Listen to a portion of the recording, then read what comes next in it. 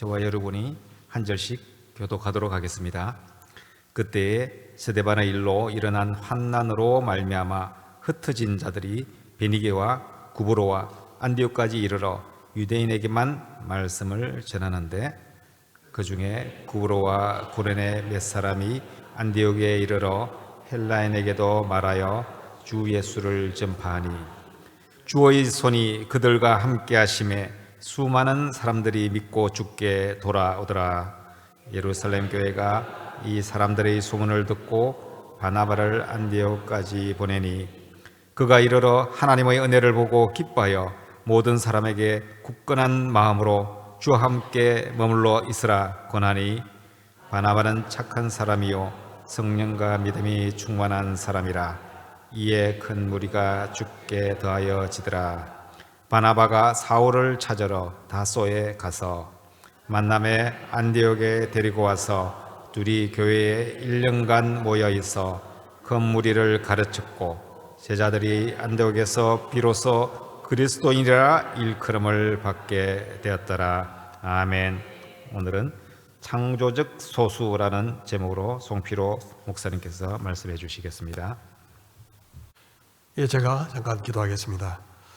이 시간 말씀을 나눌 때에 주님의 뜻이 온전히 전달되게 해 주십시오. 주님이 원하시는 사람이 어떤 사람인지 알고 주님께 합당한 소수로서 살아가는 은혜를 베풀어 주옵소서. 예수님의 이름으로 기도합니다. 아멘. 지난주는 부활 주일이어서 부활에 관한 말씀을 나누었습니다. 오늘부터 다시 사도행전 말씀을 이어가도록 그렇게 하겠습니다. 지난번 내용을 잠깐 돌아보도록 하겠습니다.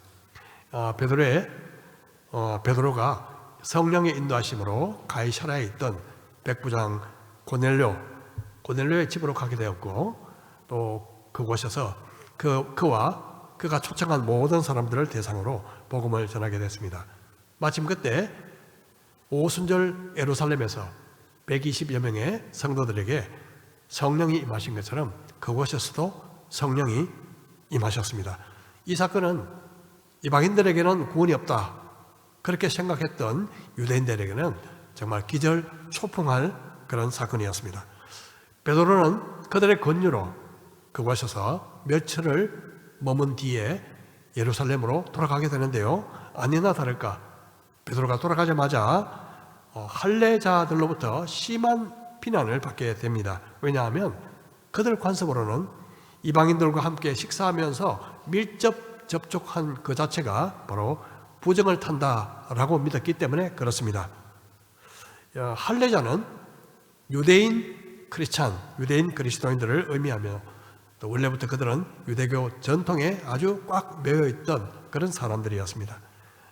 이들은 아직도 이방인들에 대해서 아주 배타적이었는데요, 혹시 그들이 구원받기 위해서는 최소 유대교로 개종하고 그리고 할례를 받아야 한다, 그런 편견을 가지고 있었습니다. 편견은 정말 이 콘크리트와 같아서 깨기가 쉽지 않죠. 한번 굳어버리면. 어떤 커피 광고 회사에서 똑같은 커피에다가 하나는 5,000원, 하나는 2,000원을 붙여놨답니다. 그런데 그렇게 해서 나중에 조사해 보니 2,000원짜리가 역시 맛이 없더라. 그런 평가가 나왔습니다. 값이 싸면 맛도 떨어진다. 그런 일반적인 편견이 작동한 것이죠. 이처럼 우리에게는 잘못된 편견들이 자신도 모르게 우리의 마음속에 둥지를 털 때가 많습니다. 흔한 것이 외모에 관한 편견이죠. 얼굴이 예쁘면 마음도 예쁠 것이다. 옷을 잘 입으면 성격도 아주 고상한 사람일 것이다. 이런 거죠. 그 외에 인종, 문화, 나이, 성별, 그리고 직업, 배경 등 수많은 편견들이 존재합니다. 사람들은 외모를 보지만 하나님은 중심을 보십니다. 그리고 외모로 판단하는 것을 하나님은 죄라고 간주하십니다. 베드로는 이 고넬료와의 만남을 통해 이방인들에 대한 자기의 편견이 어떻게 깨어졌는지를 그리고 하나님께서 어떻게 그 과정 속에 인도하셨는지를 하나하나 상세하게 설명합니다. 그리고 마지막 아무도 반박할 수 없도록 쐐기를 박는 말로 마무리하죠. 11장 15절입니다. 내가 말을 시작할 때에 성령이 그들에게 임하시기를 처음 우리에게 하신 것과 같이 하는지라. 내가 주의 말씀에 요한은 물로 세례를 베풀었으나 너희는 성령으로 세례를 받으리라 하신 것이 생각나노라. 그런즉 하나님이 우리가 주 예수 그리스도를 믿을 때에 주신 것과 같은 선물을 그들에게도 주셨으니 내가 누구에게 하나님을 능히 맡겠느냐 하더라. 그들이 이 말을 듣고 잠잠하여 하나님께 영광을 돌려 이르되 그러면 하나님께서 이방인에게도 생명 얻는 회개를 주셨도다 하니라. 하나님께서 이방인들에게도 우리처럼 똑같이 성령을 주셨으니 누가 이방인들이 그들이 구원받지 못한다고 말할 수 있겠는가? 누가 하나님이 하시는 일을 막을 수 있겠는가? 이렇게 말하자 모두 갑자기 잠잠해졌죠. 그들은 이렇게 말합니다. 그렇다면 회개하고 예수 믿는 이방인들에게도 생명을 주신 것이네요. 이렇게 고백하며 하나님을 찬양하게 되죠. 이제 마지막 심리적 장벽이었던 유대인과 이방인 사이의 장벽이 깨어졌습니다. 달리 말하면 이방인들에 대한 유대인들의 편견, 고정관념이 박살이 난 것이죠. 유대인이든 이방인이든 유대교를 믿고 할례를 받아야 구원받는 것이 아니라 오직 예수를 믿음으로 구원받게 된다. 이 평범한 사실을 깨닫게 된 것은 앞으로 있을 이방인 선교를 위해서 반드시 통과해야 할 그런 필수적인 관문이었던 셈입니다. 자, 이제 예루살렘과 온 유대와 사마리아를 뛰어넘어서 이제 땅끝인 이방 세계까지 복음이 전파될 수 있는 만반의 준비가 갖추어졌습니다. 이제 다음 본문으로 이어집니다. 그때에 스데반의 일로 일어난 환란으로 말미암아 흩어진 자들이 베니게와 구브로와 안디옥까지 이르러 유대인에게만 말씀을 전하는데, 자, 여기서 우리가 눈여겨봐야 할 말씀이 유대인에게만 말씀을 전하는데, 많은 신자들이요 스데반의 그 순교 이후에 박해를 피해서 흩어졌는데, 이 바울이 크리스천들을 체포하기 위해서 쫓아갔던 이 다마섹뿐만 아니라 베니게 그리고 구브로 그리고 안디옥까지 넓은 지역으로 그들이 가게 됩니다. 베니게는 오늘날 레바논 지역이고요, 구브로는 키프로스 섬이죠. 북쪽에 안디옥이 있는데, 안디옥은 알렉산더 대왕이 죽은 이후에 셀루쿠스 왕조를 세운 셀루쿠스 1세가 자기 아버지 안티오쿠스 이름을 따서 지은 이름이 바로 안디옥입니다. 자, 예루살렘 밖으로 흩어진 사람들은요 이렇게 베니게 그리고 구브로 안디옥까지 갔습니다. 처음에는 누구에게 복음을 전했다고요? 유대인들에게만 복음을 전했습니다. 이미 고넬료 사건을 통해서 이방인들도 예수를 믿음으로 구원받는다는 사실이 확정이 되었지만 더 이상 그 틀을 아직도 넘어가지 못하고 있었습니다. 아마 당시에 통신이나 그리고 교통 문제가 발달하지 못해서 그 이야기가 빠른 시간 내에 퍼지지 못했을 수도 있고, 아니면 아직까지 이방인들에 대한 편견, 배타적 우월주의에서 벗어나지 못했다고 볼 수도 있습니다. 그런데 그 중에 창조적 소수가 있었습니다. 20절을 볼까요?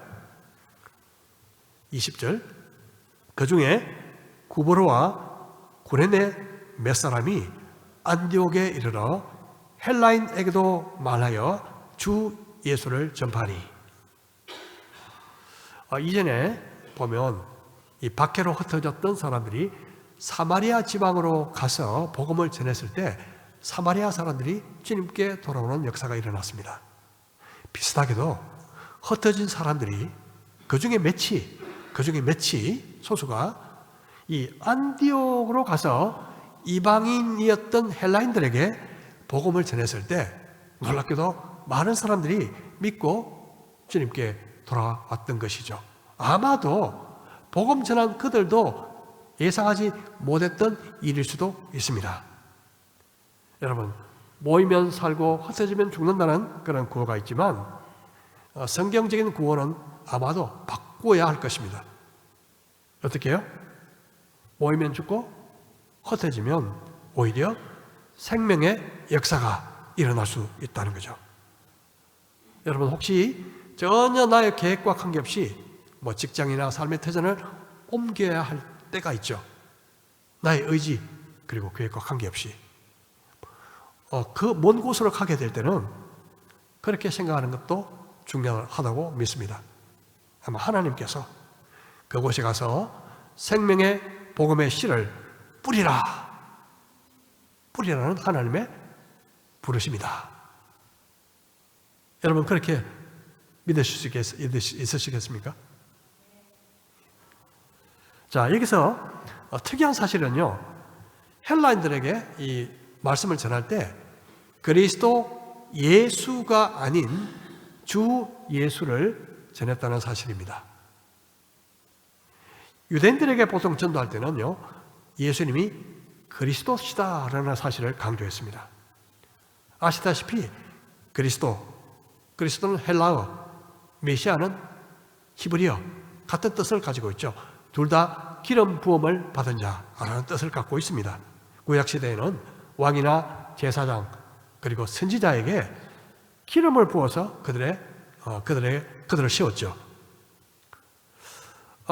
그런데 예수님은요, 왕이시면서 그리고 우리를 하나님 앞으로 인도하시는 대제사장이시기도 하시면서 또 자신이 하나님의 말씀이시기도 하시면서 바로 이 삼중직, 왕과 제사장 그리고 선지자 삼중직 모두 가지신 바로 메시아 그리스도가 바로 예수님인 거죠. 자, 이 구약 배경을 알고 있던 유대인들에게 예수는 그리스도다 그러면 버떡이 감이 왔을 것입니다. 하지만 구약을 잘 모르는 이방인들에게 예수는 그리스도다 그러면 그게 무슨 말이지? 하지만 예수는 주시다, 주 예수, 이 개념은 쉽게 이해했습니다. 왜요? 예수님은 주시다. 로마 황제가 주가 아니라 예수 그리스도가 주시다, 주 예수를 전파했다. 성경은 그렇게 말하고 있습니다. 안디옥에 흩어진 자들이 유대인이 아닌 이방인들에게 복음을 전할 때는 주 예수를 전했다고 기록하고 있습니다. 이 안디옥에서 일어난 이 일은요, 기독교 역사에서 굉장히 중요하죠. 이곳이 바로 아시아와 유럽까지 복음이 전파되는 전진 기지가 되었기 때문입니다. 안디옥을 보면 예루살렘에서 약 북쪽으로 480km, 오늘날 이 부산에서 서울보다 그 거리보다 조금 먼 거리죠. 떨어져 있었습니다. 무엇보다 이 안디옥은요, 동서를 잇는 교통 요지에 위치했습니다. 그리고 국제 도시였죠. 자, 그 당시 이 로마 그리스 세계 속에 안디옥보다 큰 도시는 딱 두 개, 로마와 알렉산드리아 두 도시밖에 없었습니다. 그만큼 큰 도시였죠. 그것을 보면 앞으로 이 안디옥이 세계 중심 로마까지 복음이 전파되는 전진 기지로서 손색이 없다. 그것을 느끼시겠죠. 한마디로 초대교회의 국내 본부는 예루살렘에 있었지만 세계 본부는 안디옥에 있었던 셈입니다. 이방 세계에 본격적으로 복음을 전한 것은요, 구레네와 그리고 구브로 몇 사람에 의해서였습니다. 오늘날 구브로는 아까 말씀드린 것처럼 키프로스, 그리고 구레네는 북아프리카, 오늘날 북아프리카 리비아 지방의 그 수도였던 트리폴리 지역으로 생각이 됩니다. 여러분, 역사를 바꾸는 일은 보통 대중이 아니라 한 사람 혹은 몇 사람으로부터 시작됩니다. 보통 이들을 우리는 창조적 소수라고 하죠. 오늘 설교 제목이기도 하지만요, 이 조동아 시인의 나 하나 꽃피면 이런 시가 있습니다. 제가 잠깐 읽어드릴까요? 나 하나 꽃 피어 풀밭이 달라지겠냐고 말하지 말라. 내가 꽃피고 나도 꽃피면 결국 풀밭이 온통 꽃밭이 되는 것이 아니겠느냐. 나 하나 물들어 산이 달라지겠느냐고 말하지 말아라. 내가 물들고, 그리고 내가 물들면 결국 온 산이 타오르는 것이 아니겠느냐. 아름다우시죠? 그렇습니다. 변화는 한 사람 혹은 소수로부터 출발합니다. 창조적인 소수의 변화가 다수의 변화로 확산하게 되죠. 이 구브로와 구레네 출신 몇 사람이 안디옥에 사는 이방인들에게 처음으로 복음을 전하기 시작한 것은 마치 큰 댐에 작은 구멍을 낸 것과 같았습니다. 이후에 마침내 댐이 무너져 물이 쏟아지는 것처럼 수많은 이방인들이 주님께 돌아오기 시작한 것이죠. 지난번 베드로가 이방인 백부장 고넬료에게 복음을 전한 사건을 가만히 들여다보면요, 하나님께서 완벽하게 계획하신 시나리오였다는 것을 쉽게 알아챌 수가 있습니다. 반면에 오늘 이 본문 안디옥에 사는 이방인들에게 복음이 전파된 것은요, 겉으로 봐서 그냥 안디옥에 갔던 소수가 이방인들에게 우연히 복음을 전하니까 막 일들이 일어나더라. 마치 우연한 일처럼 보입니다. 하지만 이 역시 우연이 아니라 하나님의 섭리 안에서 이루어진 놀라운 역사임을 믿습니다. 우리가 살다 보면요, 어떤 일은 이건 분명하게 하나님의 인도하심이야 확신하는 때도 있지만, 어떤 일들은요 뒤죽박죽에다가 그리고 뭔가 우연하게, 아주 정말 우연하게 이루어진 일처럼 보여질 때가 있습니다. 확실한 것은 이 모두 둘 다 하나님의 섭리 안에서 이루어지는 사실이라는 것입니다. 왜냐하면 우리에게 일어난 일은 결코 우연이 없기 때문에 그렇습니다. 흩어진 소수가 안디옥에 사는 이방인들에게 복음을 전했을 때 어떻게 됐을까요? 21절 보겠습니다. 우리 같이 한번 읽어볼까요? 시작. 주의 손이 그들과 함께 하심에 수많은 사람들이 믿고 주께 돌아오더라. 여기서 주목할 단어는요, 주의 손이 함께 하심에. 여러분, 영혼들이 주님께 돌아오는 일은 나의 노력의 결실이 결코 아닙니다. 전적으로 주님의 역사인 것입니다. 주님의 손은 보통 주님의 능력을 의미하죠. 하나님은 나의 오른손으로 너를 붙들리라 그렇게 말씀하셨습니다.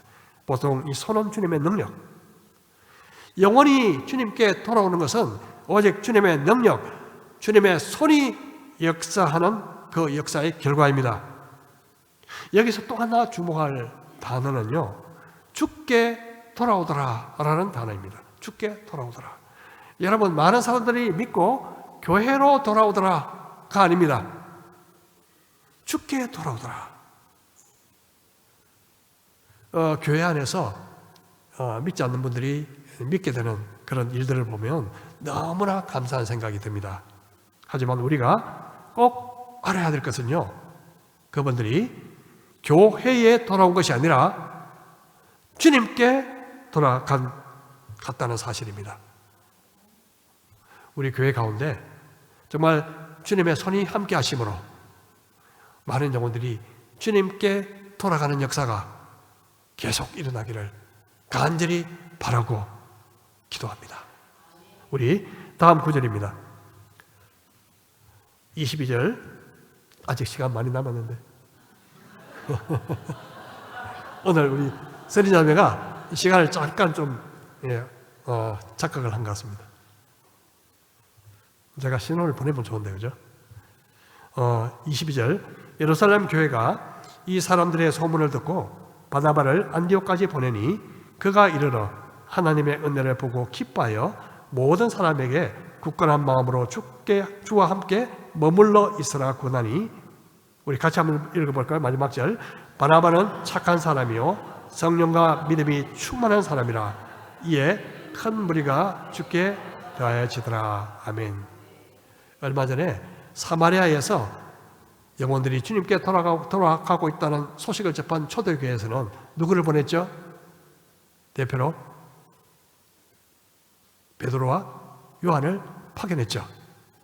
예, 아마 몇 주 전에 한 설교라서 말씀이라서 아마 잊어버리신 것 같습니다.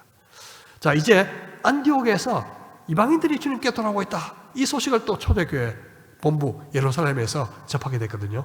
이번엔 누구를 보내죠? 예, 바나바. 이 바나바는 구브로에서 태어난 헬라파 유대인이었습니다. 즉 다시 말해서 해외파 유대인이었던 셈이죠.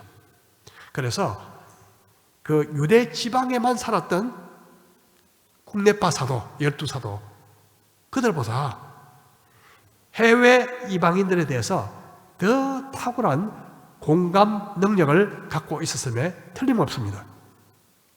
이 바나바라는 이름의 뜻은 위로의 아들이란 뜻입니다. 관대하고 포용적인 그의 성품을 짐작하게 하는 이름입니다. 이 성품은 다른 문화권에 속한 이방인 선교에 꼭 필요했던 자질임에 틀림없습니다. 그런 많은 유대인 이방인들이 주님께 돌아가는 것을 보고 정말 기뻐하면서, 하나님의 은혜를 보고 기뻐하면서 그들에게 이렇게 권면합니다. 흔들리지 말고 꼭 예수님을 삶의 중심에 모시고 살아가라, 이렇게 권면하죠. 이 바나바는 착한 사람이요 믿음과 성령이 충만한 사람이었다고 말씀하고 있습니다.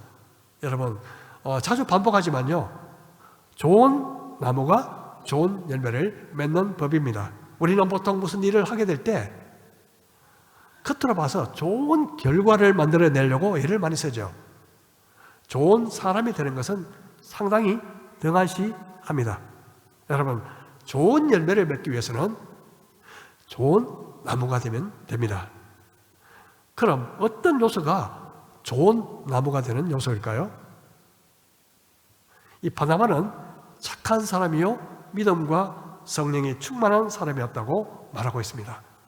착하다는 것은 일반적인 평판이고요, 믿음과 성령이 충만했다는 것은 기독교적인 평판입니다. 다시 말해서 일반 사람이 볼 때나 기독교인들이 볼 때나 그는 정말 훌륭한 사람이었다, 그렇게 볼 수 있겠죠. 사실 여러분, 교회 안에서는 칭찬을 많이 받는데요, 교회 밖에 학교나, 여러분 보고 이야기하는 이야기는 아닙니다. 학교나 직장이나 또 집에, 가정에 들어가면요 전혀 달라지는 사람들이 있습니다. 카멜레온처럼 상황이 바뀔 때마다 달라지는 크리스찬은 결코 좋은 나무가 아닌 것이죠. 교회 안에서나 교회 밖에서나 똑같이 신실한 우리 모두가 되기를 축복합니다. 요사이 착하다는 말을 별로 좋아하지 않습니다. 그렇지 않습니까? 왜냐하면 약삭 빠른 사람에게 늘 당하는 좀 어리석고 둔한 그런 이미지가 떠오르기 때문에 그런 것 같습니다. 그런데 성경에서의 착함은요, 그게 전혀 아닙니다. 여러분, 9가지 성령의 열매 중에 양선이라고 나오죠. 양선이 바로 착함과 같은 의미입니다. 또 착함은요, 빛의 열매라고 성경은 말하고 있죠. 에베소서 5장 9절에 빛의 열매는 모든 착함과 의로움과 진실함에 있느니라. 착함은요, 악과 반대되는 개념인 선을 의미하고 도덕적인 고결함을 의미하고 있습니다. 물론 우리 가운데 죄인 아닌 사람이 어디 있고 완전한 사람이 어디 있겠습니까마는, 그럼에도 불구하고 착함 혹은 선함은 타의 모범이 되는 탁월한 성품을 의미합니다. 무엇보다 바나바처럼 착함, 믿음과 성령이 충만했던 그 자질은요, 주님과 깊이 동행하는, 그리고 주님과 깊이 친밀한 그 동행의 삶을 살아가는 삶의 그런 모습이고 결과입니다.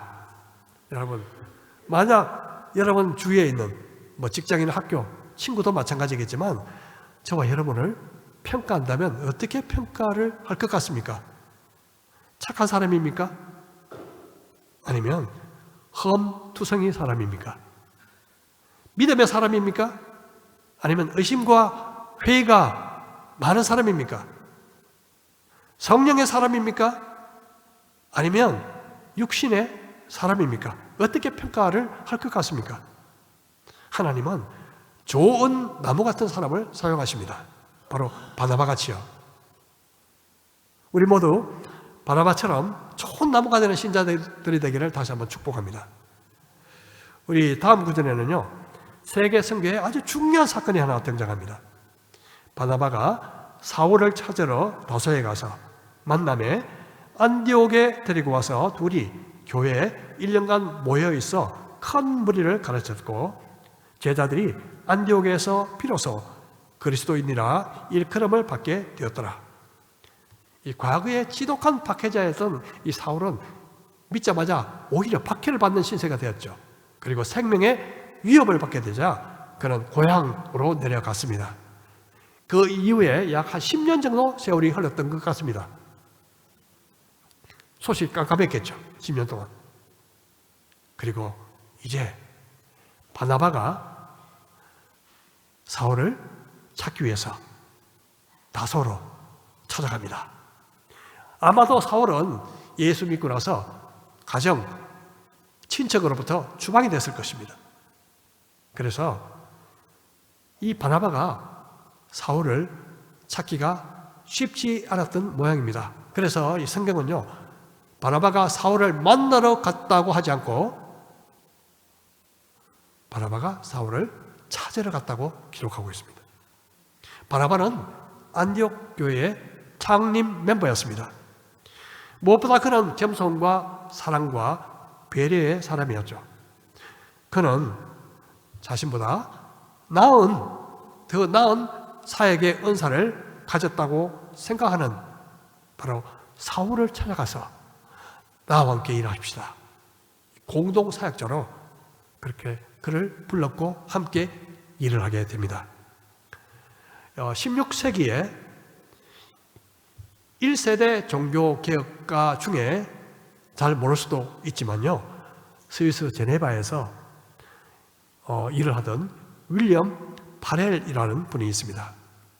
그런 종교개혁을 하던 중에 체계적인 신학의 뿌리가 없었던 그 당시 교회를 제대로 세우는데 자신이 역부족이다 하는 사실을 깨닫게 됩니다.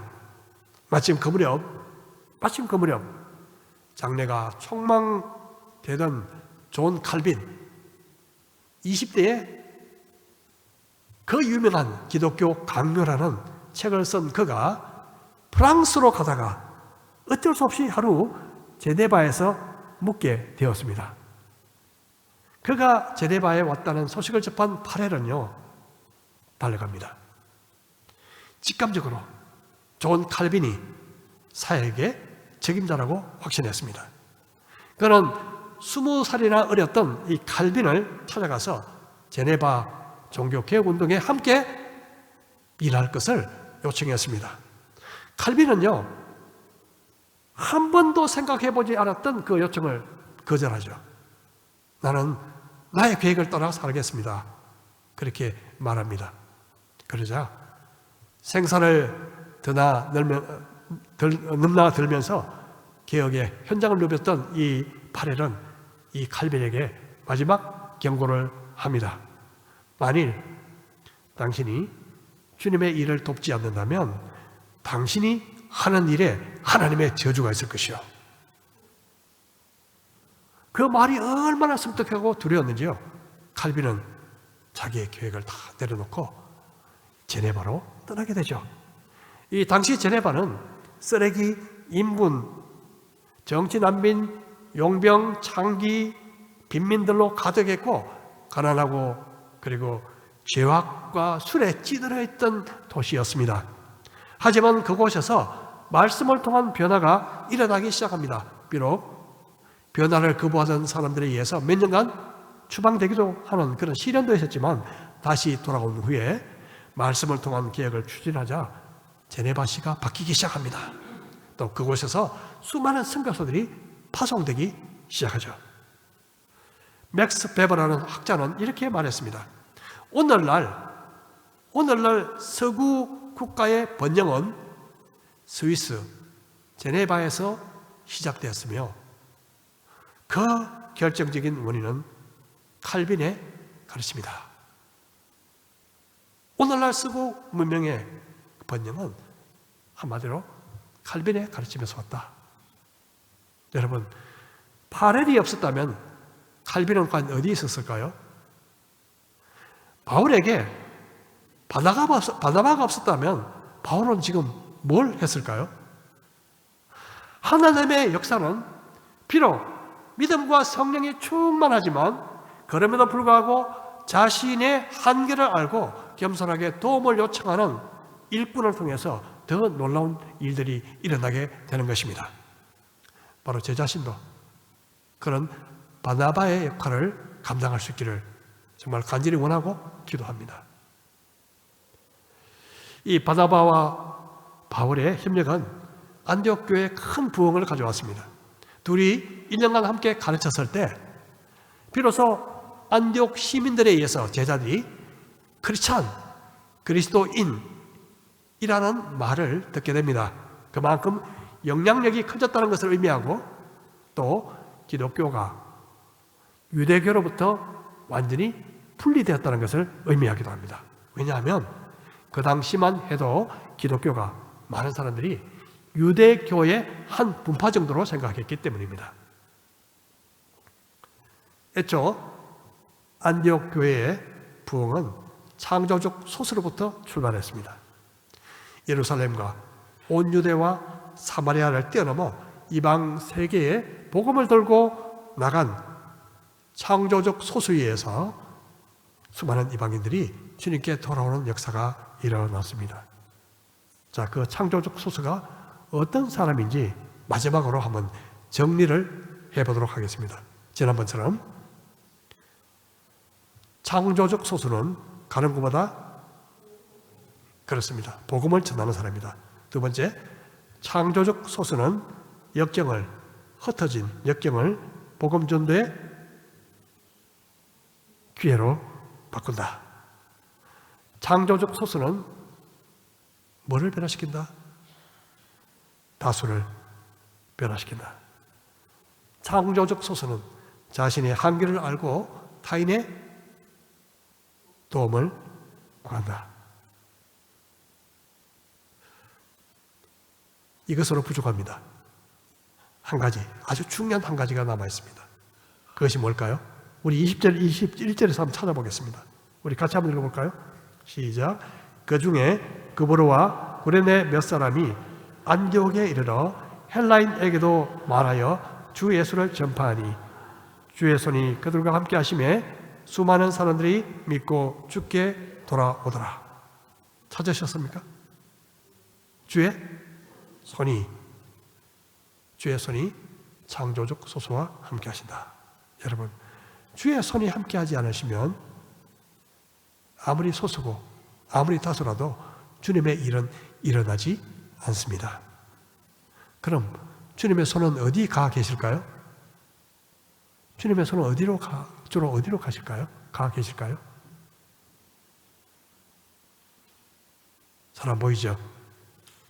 바로 생명의 복음을 전하는 곳입니다. 여러분이 생명의 복음을 전하는 곳에 있다면 주님의 손이 함께 하십니다. 믿으십니까? 창조적 소수는 모두가 이 바나바와 바울처럼 걸출한 크리스찬들이 아니었습니다. 사실 이방인 선교의 본격적인 포문을 연 사람들은 구버로와 구레네 출신의 이름 없는 성도들이었고 핍박 때문에 쫓겨나 흩어진 디아스포라였습니다. 만일 이름 모를 그들이 없었다면 바나바가 안디옥에 오지 않았을 것이고 바울도 안디옥에 오지 않았을 것입니다. 결국 이방 선교의 위대한 역사에 물꼬를 튼 사람들은 이름 없이 복음을 전한 창조적 소수였습니다. 여러분, 아무리 연약해도 아무리 부족해도 주님이 원하시는 곳, 주님이 일하시는 곳, 바로 복음 전하는 곳에 머물러 있으면 주님의 손이 함께 하십니다. 믿으십니까?